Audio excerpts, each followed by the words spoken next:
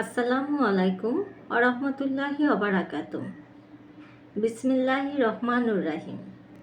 আজ আমরা শুরু করছি আমাদের নতুন সিরিজ মেরাজের পূর্ব ও পরবর্তী ঘটনা। প্রথম পর্বে আমরা আলোচনা করব নবী কারীম সাল্লাল্লাহু আলাইহি ওয়াসাল্লামের নবুয়াতের শুরুর চ্যালেঞ্জ, মক্কার অবস্থা এবং তার সবর ও দোয়া থেকে পাওয়া শিক্ষাগুলো। তাহলে চলুন শুরু করি। মক্কার অবস্থা ও নবুয়াতের শুরুর দিনগুলো। 1400 বছর আগের আরব। মক্কা তখন ছিল অন্ধকার যুগের প্রতিচ্ছবি। সমাজে ছিল শিরক, জুলুম ও দাসত্বের ভয়াবহ অবস্থা। নারীদের কোনো অধিকার ছিল না এবং দরিদ্রদের প্রতি ছিল চরম অবজ্ঞা। এর মধ্যেই নবীজি সাল্লাল্লাহু আলাইহি ওয়াসাল্লামকে নবুয়াতের দায়িত্ব দেয়া হয়। আল্লাহ একত্ববাদে আহ্বান নিয়ে তিনি মক্কায় মানুষকে ডাকতে শুরু করলেন। কুরাইশদের অবজ্ঞা ও অত্যাচার। নবীজি সাল্লাল্লাহু আলাইহি ওয়াসাল্লাম এর বার্তা ছিল কুরাইশদের জন্য এক বিপ্লব। তাদের ক্ষমতা, গৌরব এবং শিরক ভিত্তিক ধর্ম বিশ্বাসের বিরুদ্ধে এই আহ্বান ছিল এক কঠিন চ্যালেঞ্জ। ফলে তাকে তারা শুরুতেই প্রত্যাখ্যান করল। কুরাইশরা নবীজিকে উপহাস করত, তাকে মিথ্যাবাদী এবং জাদুকর বলে গালি দিত। তারা সাহাবীদের উপর চালানো হতো নির্মম নির্যাতন। বিলাল রাদিয়াল্লাহু, সুমাইয়া রাদিয়াল্লাহু এবং ইয়াসির রাদিয়াল্লাহু এর মতো সাহাবীদের উপর চালানো হতো নির্যাতন ছিল মানবতা ইতিহাসে এক কলঙ্কজনক অধ্যায়। তায়েফের ঘটনা এবং হৃদয় বিদারক অধ্যায়। মক্কায় ইসলাম প্রচারের বাধার সম্মুখীন হয়ে নবীজি সাল্লাল্লাহু আলাইহি ওয়াসাল্লাম তায়েফের পথে রওনা হন। তিনি আশা করেছিলেন তায়েফের নেতারা ইসলাম গ্রহণ করবে, কিন্তু সেখানেও যা ঘটল তা ছিল হৃদয় বিদারক। তায়েফের নেতারা তাকে কেবল প্রত্যাখ্যান করেননি, বরং তাকে শহরের বাচ্চাদের দিয়ে অপমানিত করে এবং পাথর নিক্ষেপ করে রক্তাক্ত করেন। নবীজি সাল্লাল্লাহু আলাইহি ওয়াসাল্লাম আহত অবস্থায় তায়েফ থেকে বের হয়ে এলেন, কিন্তু এমন চরম দুঃখের মুহূর্তেও তিনি আল্লাহর প্রতি কোনো অভিযোগ করেননি। সবর, দোয়া এবং আল্লাহর উপর ভরসা। এই কঠিন সময়েও নবীজি সাল্লাল্লাহু আলাইহি ওয়াসাল্লাম জীবন আমাদের শেখায় সবর, দোয়া এবং আল্লাহর প্রতি অগাধ আস্থা। তায়েফ থেকে ফিরে নবীজি যে দোয়া করেছিলেন তা আজও আমাদের হৃদয় স্পর্শ করে। তিনি বলেছিলেন, হে আল্লাহ, আমি শুধু তোমার সন্তুষ্টি চাই। তুমি যদি আমার উপর সন্তুষ্ট থাকো তবে আমি সব কষ্ট মেনে নেব। তুমিই আমার একমাত্র আশ্রয়। এই দোয়া আমাদের শেখায় যে জীবনের সবচেয়ে অন্ধকার সময়েও আল্লাহর উপর পূর্ণ আস্থা রাখা আমাদের দায়িত্ব। প্রিয় দর্শক, নবী কারীম সাল্লাল্লাহু আলাইহি ওয়াসাল্লাম এর জীবন আমাদের জন্য এক অনন্য দৃষ্টান্ত। মক্কার চ্যালেঞ্জ এবং তায়েফের হৃদয় বিদারক ঘটনার মধ্য দিয়ে তিনি আমাদের শিখিয়েছেন কিভাবে সবর এবং আল্লাহর প্রতি বিশ্বাস নিয়ে এগিয়ে যেতে হয়। এই ছিল মেরাজের পূর্ববর্তী ঘটনাগুলোর এক ঝলক। পরবর্তী পর্বে আমরা আলোচনা করব কিভাবে মেরাজের ঘটনায় নবীজির জীবনে এক নতুন আশার আলো নিয়ে আসে। আপনারা যদি এই ভিডিওটি উপভোগ করেন তবে লাইক, শেয়ার এবং সাবস্ক্রাইব করতে ভুলবেন না। ধন্যবাদ। এবং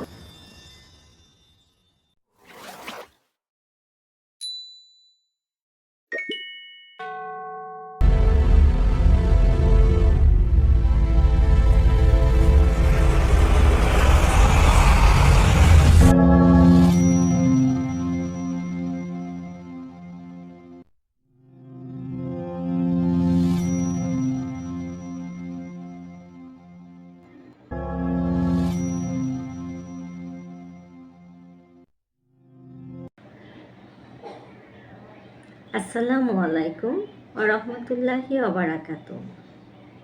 বিসমিল্লাহির রহমানুর রাহিম। আজ আমরা আলোচনা করব রাসূল সাল্লাল্লাহু আলাইহি ওয়াসাল্লামের জীবনে এক গভীর বেদনার অধ্যায়, আমল হুজুন বা দুঃখের বছর। এটি এমন এক বছর যা মহানবী সাল্লাল্লাহু আলাইহি ইসলামের জীবনে কষ্ট ও বিপর্যয়ের গভীর ছাপ রেখে গিয়েছিল। আমল হুজুন ও দুঃখের সূচনা।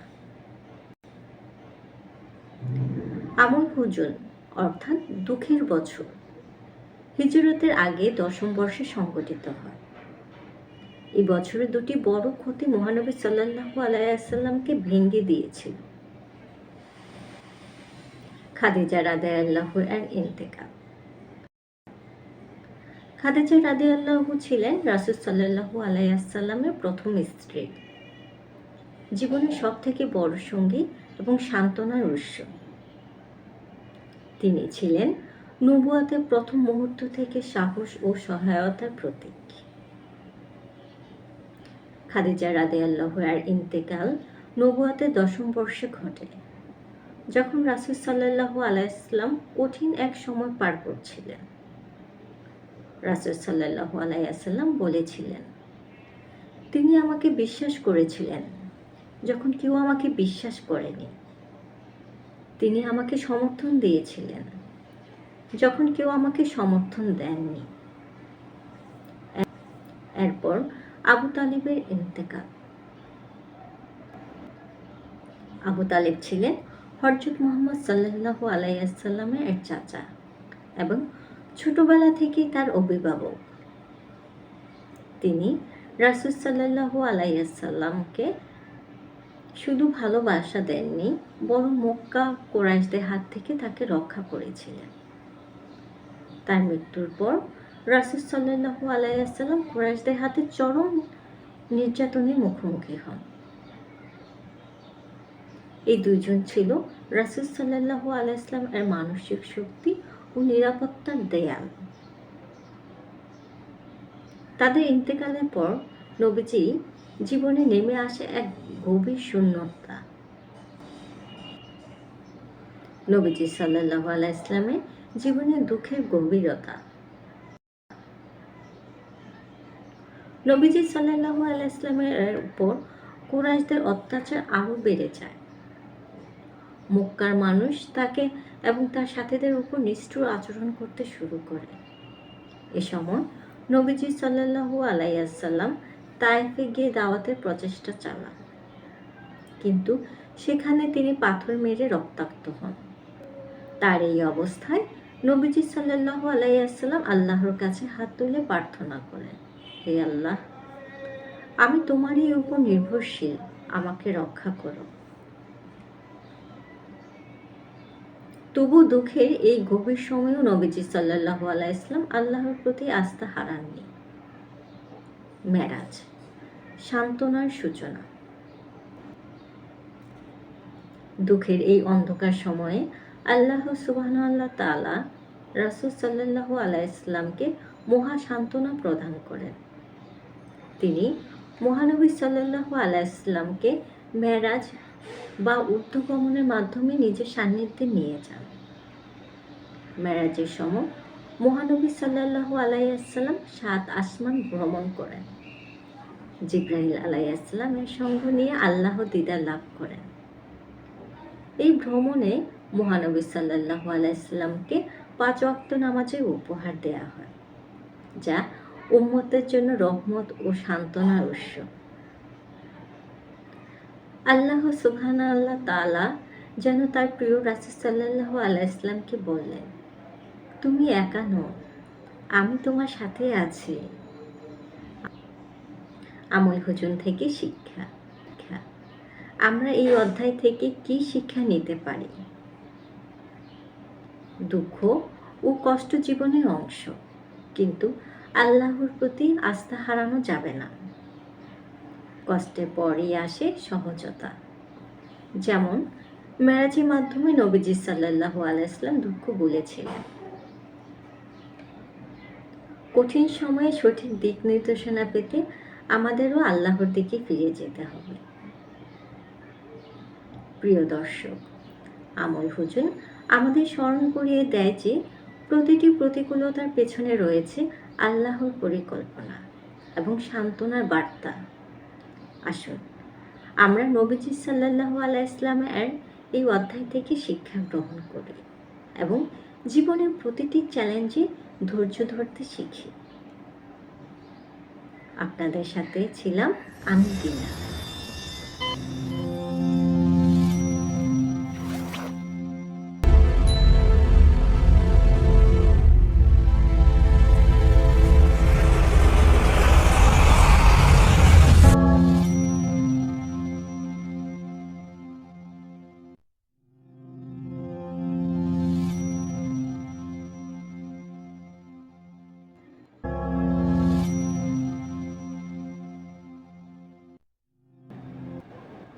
বিসমিল্লাহির রহমানির রহিম। আমরা আজ আলোচনা করব মেরাজের আগে নবীজিকে আধ্যাত্মিকভাবে প্রস্তুত করার ঘটনা নিয়ে। এটি শুধু একটি অলৌকিক ঘটনা নয়, বরং পবিত্রতার গুরুত্ব এবং আল্লাহর মহান অনুগ্রহের চমৎকার উদাহরণ। প্রথম অংশ, পবিত্রতার প্রক্রিয়া। মেরাজে যাত্রার আগে নবীজিকে আল্লাহর পক্ষ থেকে বিশেষভাবে প্রস্তুত করা হয়। এক রাতে ফেরেশতা জিবরাইল আলাইহিসসালাম এবং মিকাইল আলাইহিসসালাম নবীজির ঘরে আসেন। তারা নবীজিকে ঘুমন্ত অবস্থায় ঘরের বাইরে নিয়ে যান। এরপর ফেরেশতারা নবীজিকে বুক চিরে তার হৃদয় বের করেন। সেই হৃদয়কে জমজমে পবিত্র পানিতে ধুয়ে পরিষ্কার করেন। এই প্রক্রিয়া ছিল নবীজিকে আধ্যাত্মিকভাবে প্রস্তুত করার এক অনন্য উপায়।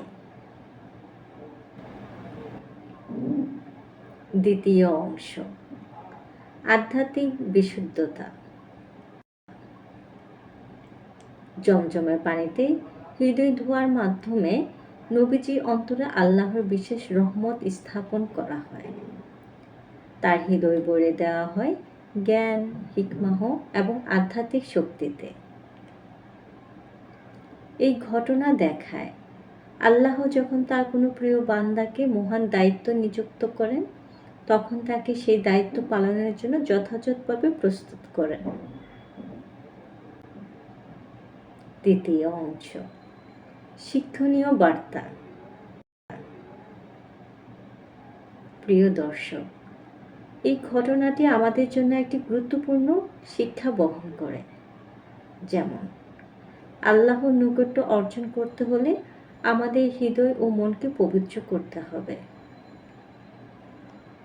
দৈনন্দিন জীবনে দুশ্চিন্তা এবং মানসিক দূষণ থেকে মুক্ত থাকার চেষ্টা করতে হবে। আত্মশুদ্ধি ও পবিত্রতার মাধ্যমে আমরা আধ্যাত্মিক উন্নতি সাধন করতে পারি।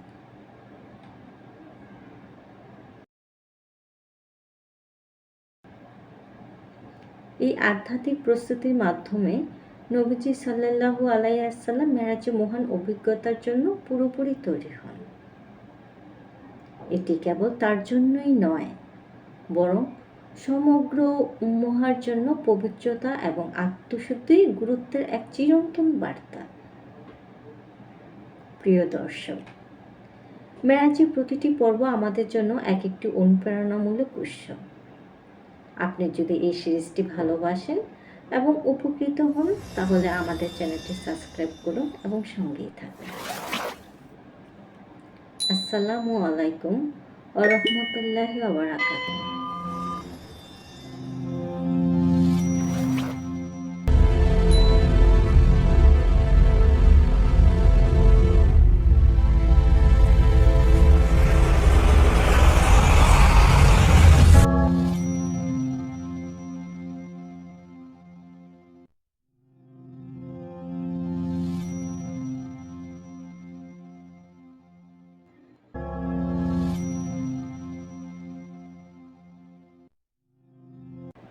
আসসালামু আলাইকুম ওয়া রাহমাতুল্লাহি ওয়া বারাকাতুহু। বিসমিল্লাহির রহমানির রহিম। আজকের পর্বে আমরা আলোচনা করব নবী করিম সাল্লাল্লাহু আলাইহি ওয়াসাল্লাম এর মেরাজ থেকে ফিরে আসার পর মক্কার কুরাইশদের কাছে তার বর্ণনা। কিভাবে অবিশ্বাসীরা এটিকে বিদ্রোহের বিষয় বানিয়েছিল এবং কিভাবে মুসলমানদের ঈমান পরীক্ষা করা হয়েছিল। এই বিষয়ে সাহাবী আবু বকর রাদিয়াল্লাহু এর সাহসী ভূমিকা ও তার সিদ্দিক উপাধি পাওয়ার প্রেক্ষাপট তুলে ধরা হবে। নবী করিম সাল্লাল্লাহু আলাইহি সাল্লাম এর মেরাজ একটি অলৌকিক ঘটনা। এই অভিজ্ঞতা এমন এক চরম সত্যের বহিঃপ্রকাশ যা বিশ্বাসীদের জন্য ঈমানের পরীক্ষারূপ নিয়েছিল। তবে অবিশ্বাসীদের জন্য এটি বিদ্রূপ ও কটূক্তির বিষয় হয়ে দাঁড়ায়।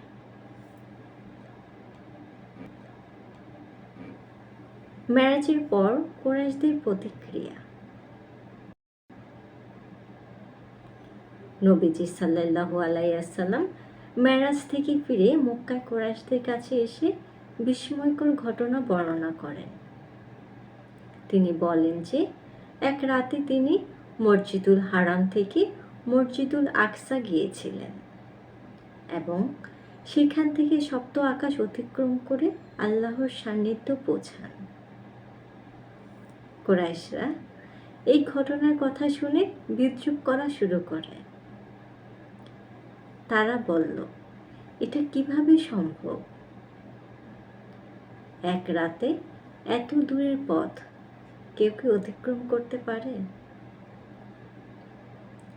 কুরাইশরা এটিকে অস্বীকার করল এবং মিথ্যা প্রমাণ করার জন্য বিভিন্ন প্রশ্ন করতে লাগল। তারা এমনকি জেরুজালেমের মসজিদুল আকসার বিবরণ জানতে চায়, যা নবী করিম সাল্লাল্লাহু আলাইহি ওয়াসাল্লাম সঠিকভাবে বর্ণনা করলেন। মুসলমানদের ঈমানের পরীক্ষা। কুরাইশদের বিদ্রোহের প্রভাব মুসলমানদের মধ্যে ছড়িয়ে পড়ে। কিছু মুসলমান এই ঘটনার সত্যতা নিয়ে সন্দিহান হয়ে পড়ে। তাদের মধ্যে কেউ কেউ বিশ্বাস হারানোর ঝুঁকিতে পড়ে। এটি ছিল প্রকৃতপক্ষে ঈমানের এক বড় পরীক্ষা।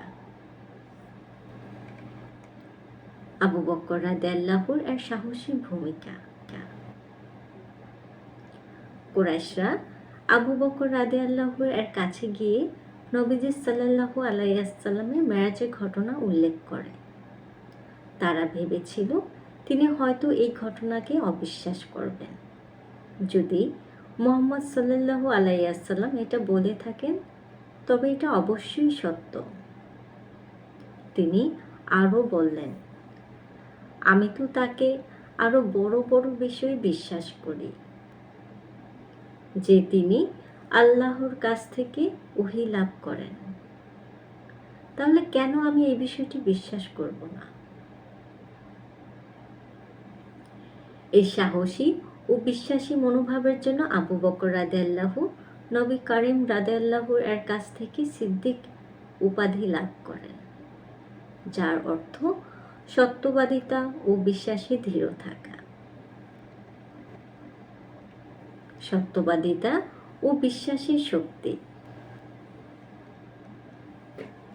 মেরাজের ঘটনাতেই আমাদের শেখায় যে সত্যবাদিতা ও বিশ্বাসের শক্তি সবসময় অবিচল থাকতে সাহায্য করে। আবু বকর রাদিয়াল্লাহু এর দৃঢ় ঈমান এবং নবীজির প্রতি তার অটল বিশ্বাস আমাদের জন্য এক বিরাট অনুপ্রেরণা।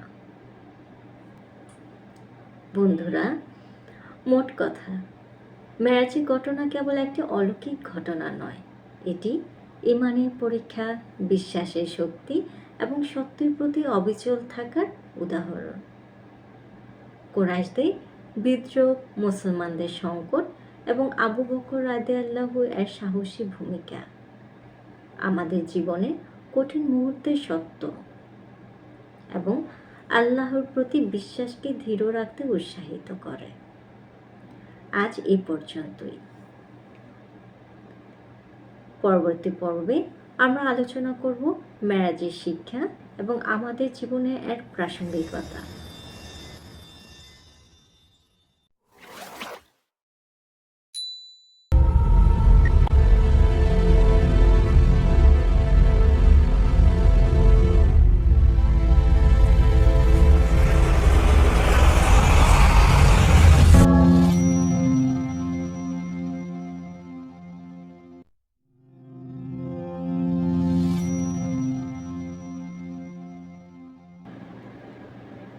বিসমিল্লাহির রহমানুর রাহিম। প্রিয় দর্শকগণ, আসসালামু আলাইকুম ওয়া রাহমাতুল্লাহি ওয়া বারাকাতুহু।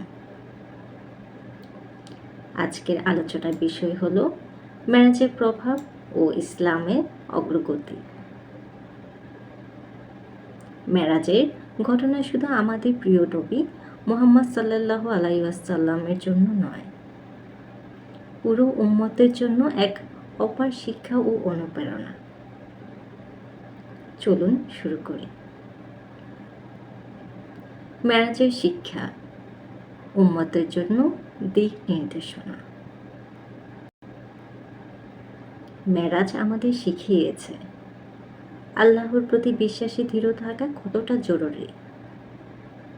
কঠিন সময়েও নবীজির ধৈর্য ও দৃঢ়তা আমাদের জন্য এক মহান দৃষ্টান্ত।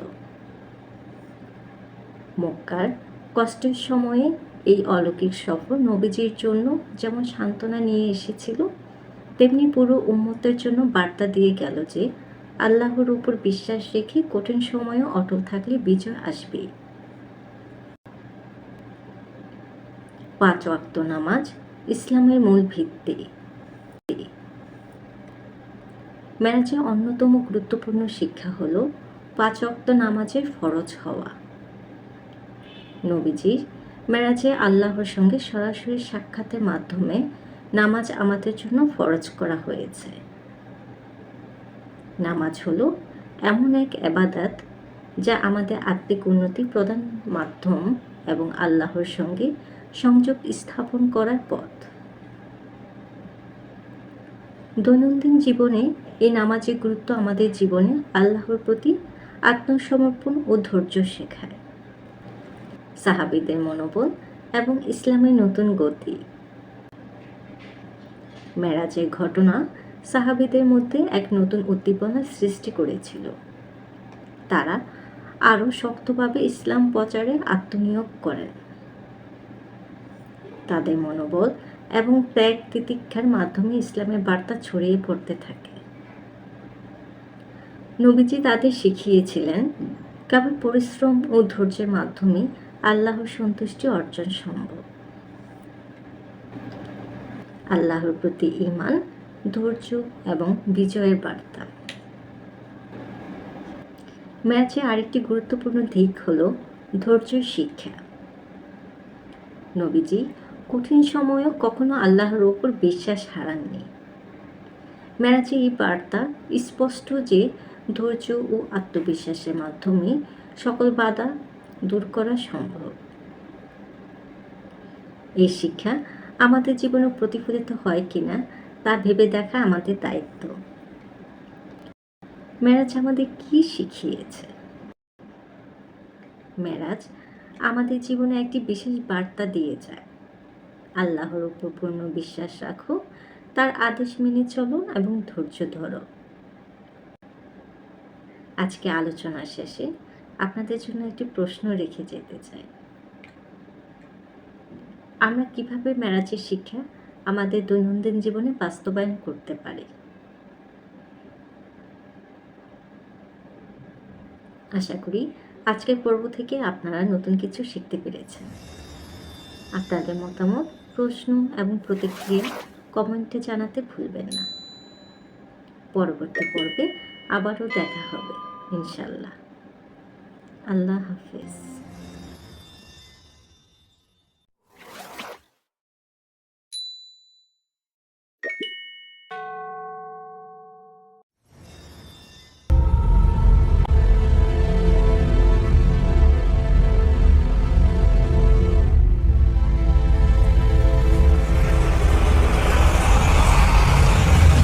প্রিয় দর্শক, আজ আমরা আলোচনা করব মেরাজের পূর্ব ও পরবর্তী ঘটনার শেষ পর্ব।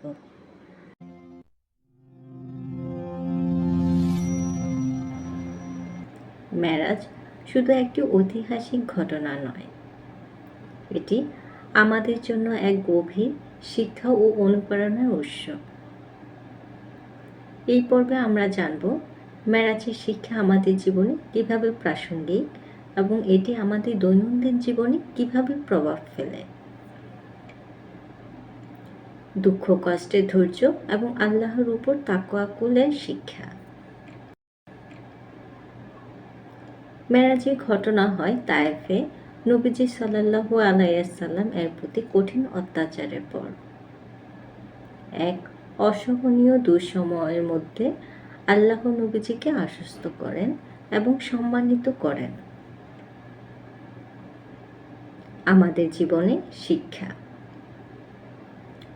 দুঃখ কষ্টে ধৈর্য ধারণ করা, আল্লাহর প্রতি পূর্ণ তাকওয়াকুল রাখা। যখনই আমরা হতাশ হই, আল্লাহর কাছে প্রার্থনা করি। আল্লাহ সবসময় আমাদের অবস্থার খবর রাখেন। নামাজের গুরুত্ব এবং এটি আমাদের জীবনে কি পরিবর্তন আনে। মেরাজের সময় নবীজি সাল্লাল্লাহু আলাইহি ওয়াসাল্লামকে 50 ওয়াক্ত নামাজের হুকুম দেয়া হয়, যা পরে 5 ওয়াক্তে নির্ধারণ করা হয়। নামাজের গুরুত্ব। এটি আল্লাহর সঙ্গে আমাদের সম্পর্ককে জোরদার করে, আমাদের জীবনে শৃঙ্খলা আনে। এটি অন্তরে প্রশান্তি ও মানসিক চাপ দূর করার অন্যতম মাধ্যম। আজকের প্রেক্ষাপটে নামাজের শিক্ষা। ব্যস্ত জীবনের মাঝেও সময় ঠিক করে নামাজ পড়া আমাদের জীবনকে সুন্দর ও সুশৃঙ্খল করে তোলে। নামাজ আমাদের মনে আত্মবিশ্বাস ও ধৈর্য বাড়ায়। মেরাজের শিক্ষা দৈনন্দিন জীবনে প্রাসঙ্গিক।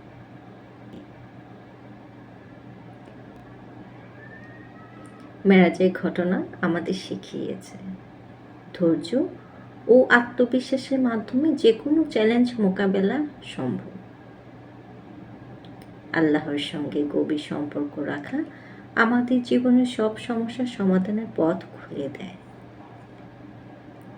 নামাজের মাধ্যমে আমরা আল্লাহর কাছে নিজেদের প্রয়োজন ও সমস্যার কথা তুলে ধরতে পারি। মেরাজের শিক্ষা শুধু অতীতের নয়, এটি আমাদের বর্তমান জীবনের জন্য সমান প্রাসঙ্গিক। তাই আসুন আমরা মেরাজের শিক্ষা অনুসরণ করে আমাদের জীবনে ধৈর্য, তাকওয়াকুল এবং নামাজের প্রতি গুরুত্ব দেই। প্রিয় দর্শক, এই সিরিজটি যদি আপনাদের ভালো লেগে থাকে তবে আমাদের চ্যানেলটি সাবস্ক্রাইব করতে ভুলবেন না, আর কমেন্টে জানাবেন এই আলোচনাগুলো আমাদের জীবনে কিভাবে প্রভাব ফেলেছে। আমরা শুরু করতে যাচ্ছি নতুন একটি সিরিজ, মেরাজের বিস্তারিত আলোচনা, যেখানে আমরা প্রতিটি গুরুত্বপূর্ণ দিক গভীরভাবে তুলে ধরব। সাথে থাকুন। আসসালামু আলাইকুম।